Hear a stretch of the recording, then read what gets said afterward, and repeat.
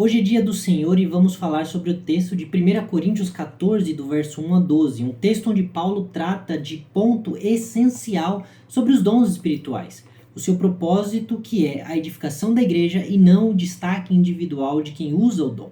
Vamos ver o contraste que Paulo faz entre o dom de línguas e o dom de profecia e então entender o que isso significa para nós hoje.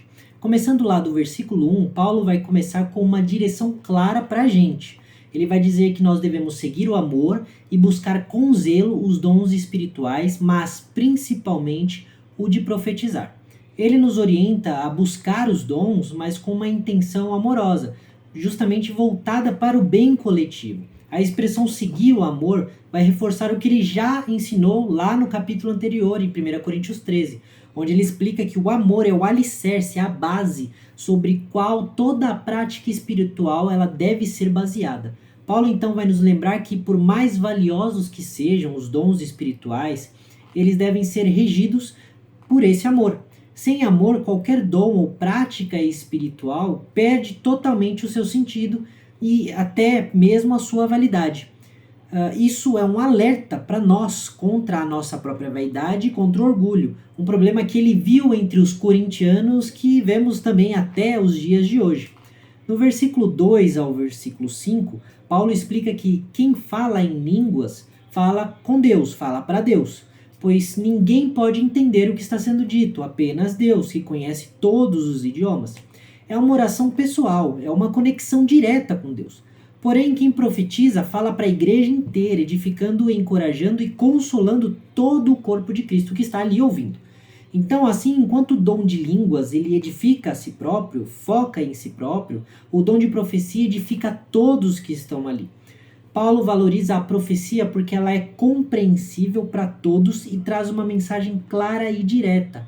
Ele não desmerece o dom de línguas em momento algum, mas ele vai apontar que o benefício é limitado ao indivíduo, quando não há, claro, a interpretação dessa língua.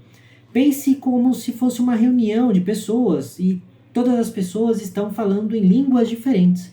Quando alguém fala em uma língua desconhecida, só a pessoa que está falando está entendendo e se beneficia daquilo que está sendo dito. Mas quando todas as pessoas falam em um idioma comum, todos então são edificados.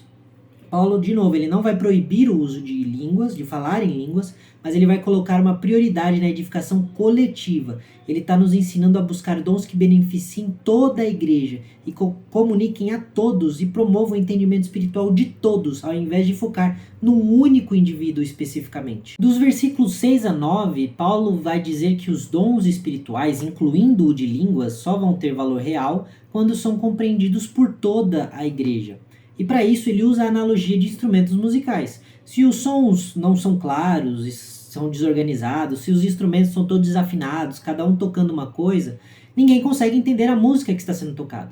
Da mesma forma, quando um dom não é comunicado de maneira clara, ele não edifica a igreja. Para que haja ordem e propósito, o som precisa ser claro. Dons e mensagens incompreensíveis vão só trazer confusão e desordem. Paulo quer que cada um de nós, cada dom que é usado, ele seja usado de forma ordenada e compreensível para que todos possam ser abençoados. Então, dos versos 10 aos versos 12, Paulo conclui dizendo que o corpo de Cristo precisa buscar dons com o desejo de abençoar os outros e não de abençoar apenas a si mesmo. Ele usa o exemplo de idiomas, dizendo que cada idioma tem um significado, que quando alguém fala algo incompreensível, é como apenas um estrangeiro, alguém que não está sendo claro nem sendo entendido. Os dons devem ser meios de aproximação, não de isolamento. E ele usa o idioma estrangeiro porque ele está especificamente tratando do dom de línguas aqui. Então o versículo-chave, que é o verso 12, Paulo esclarece que o objetivo final é sempre a edificação coletiva, inclusive do dom de línguas, um crescimento que fortalece todo o corpo. Paulo não está dizendo que o dom de línguas é desnecessário ou ele é inferior. O que ele enfatiza é que quando o exercício do dom de línguas ele vem sem a interpretação, o dom de línguas então vai apenas edificar um indivíduo e não a igreja como um todo. Então é preferível que ele não seja usado e seja usado sim o dom de profecias. Ele também não está promovendo o abandono dos dons espirituais, mas uma prática sábia, edificante onde o amor e a clareza vai ser prioridade ao simples indivíduo. Então alguns podem entender que esse texto ele é uma rejeição ao dom de línguas, mas Paulo está apenas pedindo pelo uso correto do dom de línguas em públicos, em momentos de culto, em momentos de reuniões públicas. O seu foco é a edificação coletiva, o que mostra a importância da unidade e da comunicação clara deste dom.